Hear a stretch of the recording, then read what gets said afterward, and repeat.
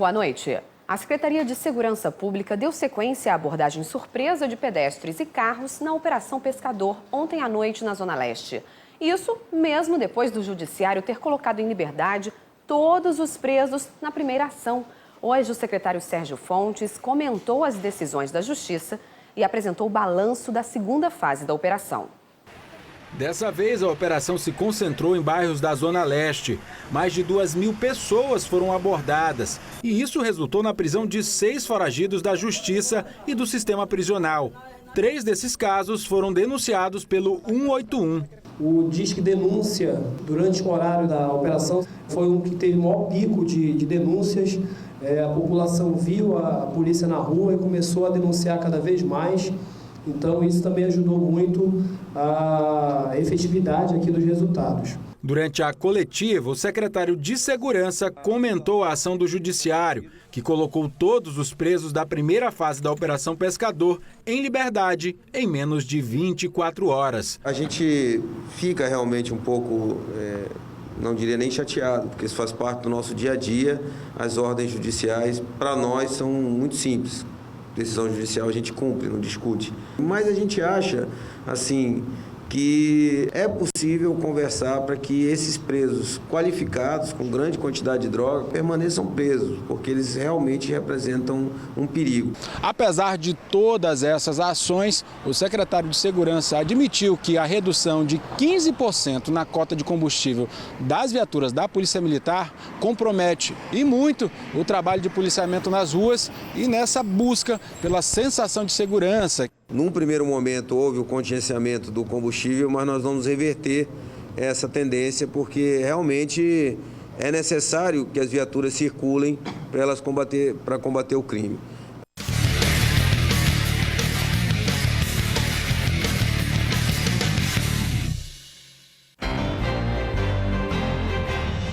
A Polícia Civil apreendeu no fim da madrugada de hoje 70 quilos de droga numa embarcação que vinha de Coari para Manaus. A mercadoria estava escondida num carregamento de peixe. 3 suspeitos foram presos. Detentos da delegacia do município de Rio Preto da Eva fizeram um tumulto ontem à noite. Eles reclamaram da falta de comida e de espaço nas celas. A capacidade do local é de 8 presos e hoje tem 33 homens. 11 foram transferidos para Manaus. O gerente de vendas de uma fábrica isopor, José Augusto Reis, foi assassinado no começo da tarde de hoje no bairro Santa Etelvina, Zona Norte.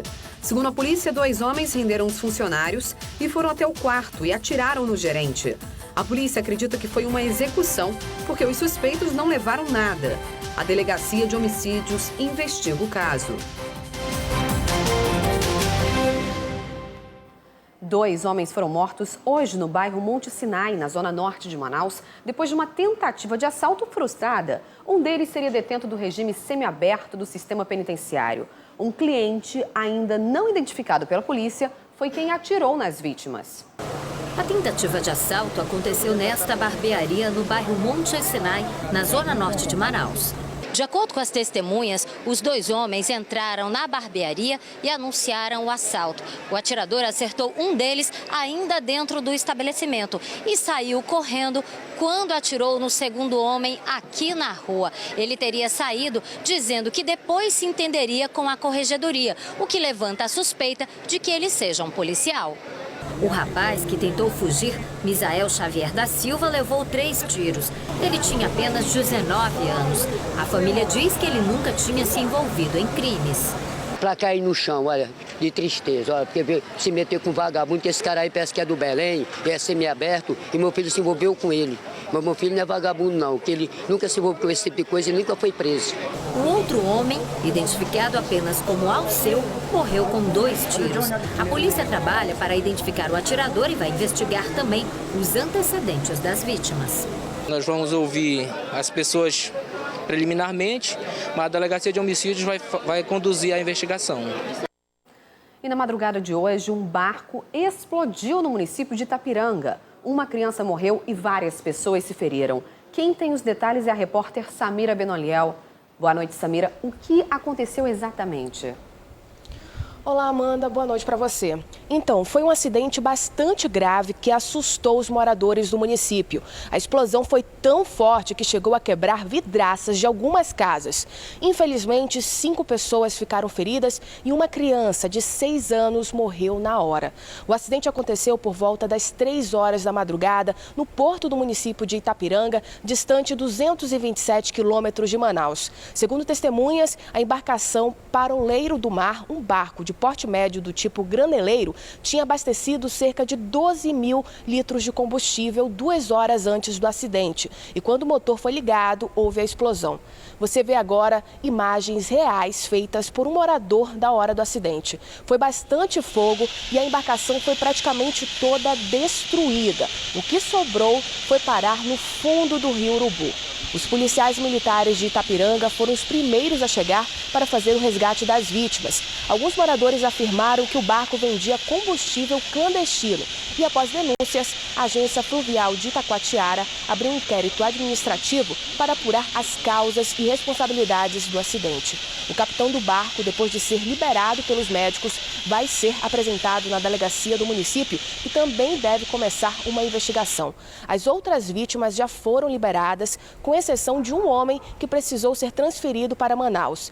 Erlisson Gomes Nunes, de 22 anos, está com 60% do corpo queimado em estado grave. Volto com você, Amanda. A gente torce pela recuperação dele. Samira, muito obrigada pelas informações. Daqui a pouquinho a gente volta a conversar com você. E 2 incêndios assustaram hoje os moradores da Compensa e do Aleixo. Em um deles foram os próprios moradores que tiveram de apagar as chamas. O dono desta casa, no Beco Santa Rita, no Aleixo, na Zona Leste, acordou assustado ao ver o fogo tão próximo. No local ficava uma espécie de lixeira que amanheceu em chamas. Um bocado de lixo aí, mesmo para o pessoal da rua, entendeu? Isso aqui serve de passagem para eles passarem, entendeu? E agora eles pegam e jogam o lixo, vai falar, só porque mora aí, não manda aí. Então, tá certo, mas isso aqui vai servir para eles passarem todo dia. Os moradores disseram que chamaram o corpo de bombeiros, mas como ninguém apareceu, tiveram que combater as chamas com baldes e água do Igarapé. Tem que ser água limpa, né?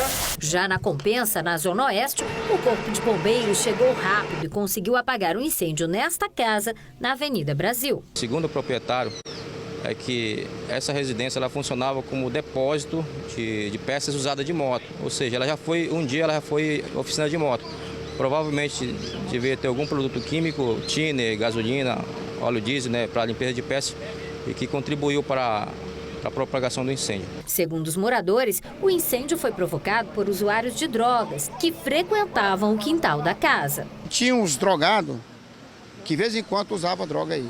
Então, se de vez em quando usava droga, de certeza, quem causou esse fogo aí foi esse pessoal que usa droga, entrou aí para dentro, deixou alguma bagana de cigarro e aí... As chamas, por pouco, não destruíram os prédios que ficam ao lado da casa.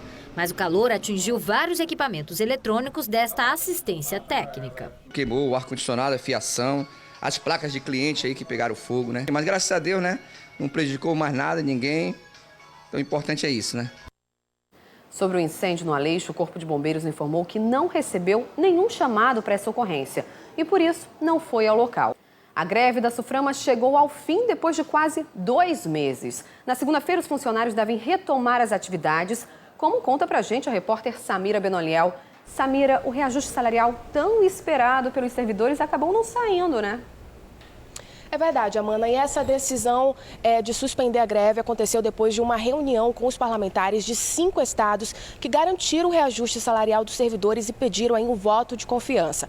Para a gente entender isso direitinho, a gente vai conversar agora com o presidente do sindicato da categoria. Boa noite, presidente. O que foi tratado nessa reunião de fato?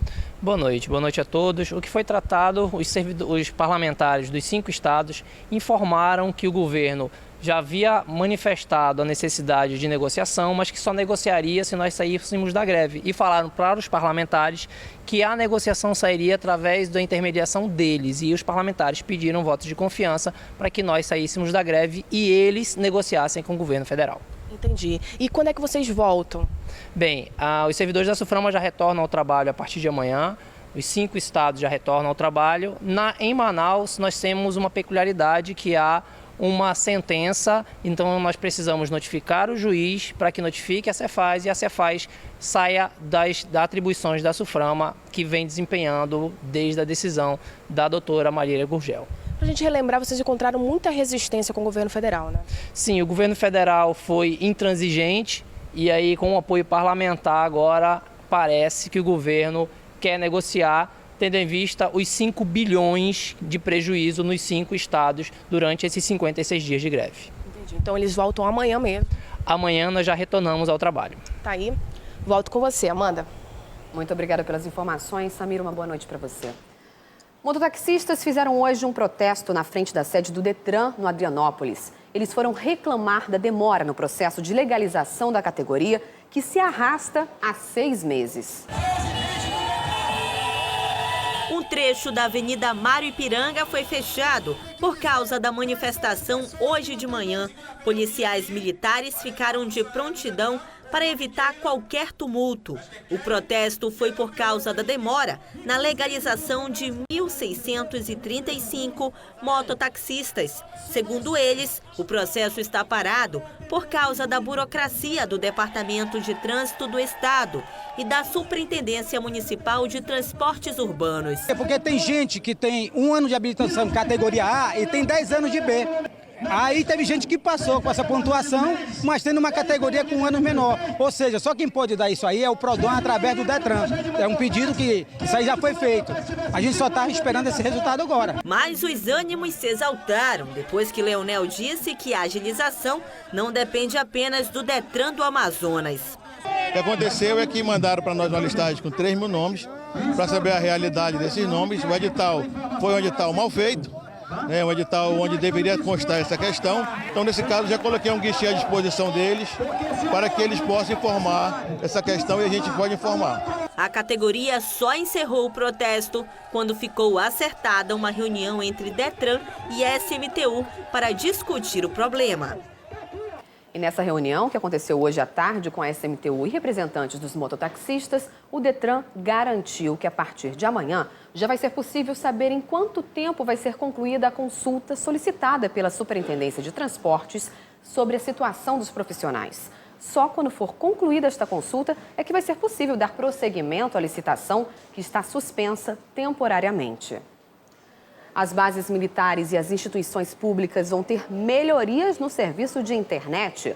Hoje, os ministros de Ciência e Tecnologia e da Defesa acompanharam o lançamento oficial do projeto Amazônia Conectada aqui em Manaus. Os primeiros quilômetros do projeto Amazônia Conectada interligam o Comando Militar da Amazônia à outra margem do Rio Negro. Eles foram inaugurados nesta quinta-feira durante uma videoconferência. Ao todo, são 7 mil quilômetros de fibras óticas que vão ser levados para bases militares no interior ao longo das calhas de 5 rios do Amazonas. O investimento estava estimado em R$1 bilhão, mas foi reduzido para a metade. Nós estávamos com um fornecedor de cabo a um determinado preço e as pesquisas do Exército nos apontaram um outro fornecedor fora do país, mas que consegue nos oferecer isso exatamente a metade do preço.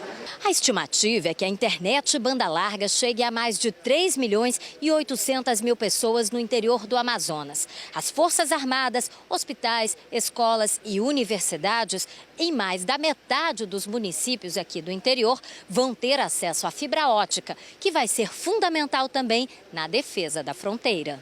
O Peru e a Colômbia são hoje os maiores produtores de cocaína e de maconha. E essa cocaína, essa maconha abastece Manaus e abastece o resto do Brasil todo. Na medida em que as Forças Armadas tiverem uma interconectividade em tempo real, ela vai fazer um trabalho muito mais efetivo, permitindo que essa droga fique lá na fronteira com esses países e não venham para cá para infelicitar a nossa juventude, as nossas crianças. O ministro da Ciência e Tecnologia, Aldo Rebelo, também fez questão de anunciar que a implantação das fibras óticas vai gerar mais investimentos no Centro de Biotecnologia da Amazônia. Nós vamos retomar os investimentos, transformá-lo num grande centro nacional e internacional de biotecnologia. Portanto, tem que investir muito na Amazônia. A Prefeitura de Manaus apresentou hoje o novo Centro de Armazenamento e Distribuição de Merenda e Material Escolar. O novo espaço deve gerar uma economia estimada em R$550 mil por mês. O galpão, que fica na zona centro-sul, tem 5.000 metros quadrados e pode armazenar mais de 4.000 toneladas de material. Aqui vão ser guardados alimentos como frutas, verduras e grãos, e também material escolar que são distribuídos pelas escolas do município. Segundo o prefeito Arthur Neto, essa é uma forma de tentar evitar o desperdício. O desperdício ele pode ser mero desleixo, mera incompetência, e pode ser uma coisa a propósito. Deixa bagunçado para depois 3.000 tomates, não são 3.000 tomates. 10.000 não sei o quê, não são 10.000 não sei o quê. Eu lutei 2 anos para implantar essa logística aqui. Isso significa a gente confrontar isto que é a cara do futuro com as escolas alugadas que a gente ainda tem, que são a cara do passado. Eu tenho certeza que estamos construindo um caminhar irreversível no sentido de levar o futuro a derrotar o passado. Uma empresa de logística foi terceirizada para cuidar da manutenção dos produtos. A estimativa da Secretaria Municipal de Educação é de que com esse novo sistema, eles consigam ter uma economia mensal de até R$550 mil. A gente minimizando isso, a gente pode se concentrar melhor em dar uma estrutura melhor para os gestores das escolas, para os nossos diretores, para os nossos professores, em relação ao avanço dos trabalhos pedagógicos. E de Manaus, vamos direto para Toronto, no Canadá. Nossa equipe permanece acompanhando todos os detalhes dos Jogos Pan-Americanos. E o Brasil continua mantendo bons resultados para nossa alegria. Não é mesmo, Carol? Boa noite.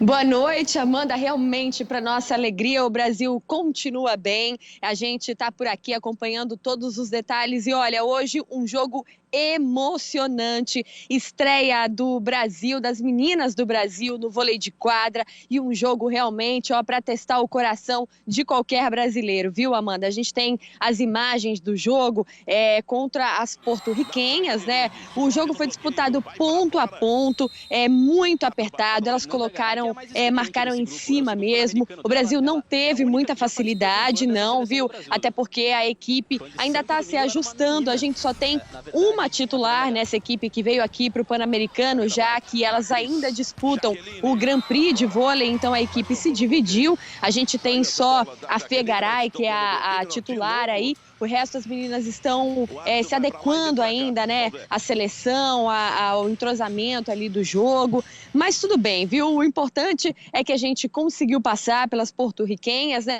E no fim da partida, a gente conseguiu ouvir uma palavrinha delas. Vamos ver. Um jogo difícil, né? Uma estreia para deixar o coração a mil já. Foi uma estreia bem difícil mesmo. Mas acho que a gente cometeu bastante erro, né? Talvez nervosismo da estreia. Mas espero que daqui para frente seja diferente a história. A gente já previa um jogo complicado, um jogo arrastado, até porque o nosso time ainda não está com o entrosamento ideal, porque jogaram um Grand Prix, algumas jogadoras, mas efetivamente como titulares só a Fernanda Garay. Torcida e tudo mais, acho que isso também ajuda, dá uma impulsionada, né? Ajuda sempre ajuda com um público, com os brasileiros do nosso lado torcendo. Isso sempre foi uma coisa extremamente importante. Tá certo. Então, o Brasil estreando bem aí as meninas do vôlei. Agora, você sabe que é o seguinte, né, Amanda? Amanhã a gente tem a amazonense competindo no tiro com arco recurvo. É a nossa representante, né, amazonense aí na competição, e eu tive a oportunidade de conversar um pouquinho com ela, saber como é que vai ser essa estreia, como é que tá a expectativa. Amanhã, 10 horas, ela estreia. Vamos ver. Do interior do Amazonas para a Vila dos Atletas, em Toronto. Larissa Feitosa nasceu em Tefé, mas mora em Coari. É a nossa representante no tiro com arco. Campeã brasileira, ela tem concentração de sobra para se destacar no esporte. Difícil é manter a dieta à base de proteínas sem poder tomar o nosso açaí. Não pode de jeito nenhum. Eles me matassem me tomando. Antes da competição por equipes, marcada para 10 da manhã desta sexta-feira, Larissa conversou com a nossa equipe. O que você está esperando para essa competição, agora por equipes? Essa nossa competição na sexta, eu estou muito confiante para que a gente medalha. Eu acho que a gente tem muita chance de ganhar alguma medalha entre os três, porque a gente se classificou muito bem. E acho que só é a gente manter o foco, fazer aquilo que a gente sabe, e a gente vai conquistar o nosso lugar no pódio. Eu acredito muito em Deus. Eu sempre, antes do apito, para a gente entrar, para começar a prova, eu sempre meio que peço para Deus me ajudar ou ajudar a nossa equipe para que tudo corra bem. Tem algum momento assim na sua carreira que você ficou marcado assim para você, algo que sempre te emociona quando você lembra alguma situação? Eu acho que uma coisa que me marcou muito foi agora nesses Jogos Pan-Americanos. É mesmo? A gente foi pra abertura dos Jogos. E foi um momento que a gente tava assim no túnel, sabe? Antes da delegação brasileira entrar pra desfilar. Aí eu e minha amiga, a gente olha aquele lugar hiper mega lotado assim. Eu juro pra você que eu nunca vi tanta gente na minha vida. Todo o povo amazonense, eu tenho certeza que o norte inteiro tá torcendo. Você representa um todo. Somos todos nós, a gente está muito feliz e muito orgulhoso. Vim me dar aqui um abraço. Obrigada pela conversa, tá? Boa sorte. A gente vai estar lá, de pertinho, acompanhando. Valeu, obrigada. Estamos mesmo, vamos ficar aqui ó, na torcida acompanhando, né, a Larissa Feitosa. E olha, Amanda, nesse momento a gente está aqui no Aquatic Century, né, para acompanhar outra amazonense que já cai na piscina no 100 metros borboleta, que é a Dainara de Paula. E a gente vai acompanhar e amanhã traz os detalhes para você aqui, direto de Toronto, no Canadá. A gente vai estar esperando com muita alegria, claro, Carol. Muito obrigada pela sua participação. E agora, vamos falar de futebol, gente. Agora é Campeonato Brasileiro. O Nacional treinou hoje na Arena da Amazônia. O time enfrenta o Vilhena de Rondônia pela Série D do Brasileirão no próximo domingo. E o técnico Aderbal Lana testou algumas mudanças na equipe. O treino começou com um tradicional rachão entre os jogadores. O técnico Aderbal Lana observava os atletas atentamente. O provável time titular estava de branco.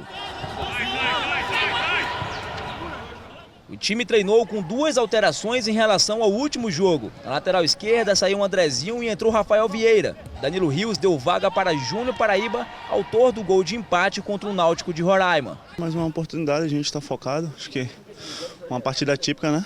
A de domingo, o campo não estava em boas qualidades, mas conseguimos somar um ponto. Agora a oportunidade, a gente está jogando dentro de casa, dentro da arena, um excelente gramado. Estamos trabalhando bem durante a semana, agora domingo procurar colocar em prática o que o professor Lana pediu pra gente. Jogando em casa e com o apoio de sua torcida, o Nacional vai enfrentar o Vilhena de Rondônia no próximo domingo, dia 19, aqui na Arena da Amazônia, às 4 horas da tarde. Uma ótima oportunidade de conquistar 3 pontos e se manter na liderança do grupo. Tudo que você ganha lá fora soma-se como lucro. Agora, dentro de casa, você não pode perder nada, porque aí o prejuízo é maior. Olha, os ingressos para essa partida já estão à venda na sede do Nacional, na Rua São Luís, em Adrianópolis. A inteira custa R$ 30 e a meia R$ 15. E hoje é dia de Nossa Senhora do Carmo, padroeira de Parintins. É dia de festa e procissão na cidade. O repórter Emanuel Cardoso tem as informações.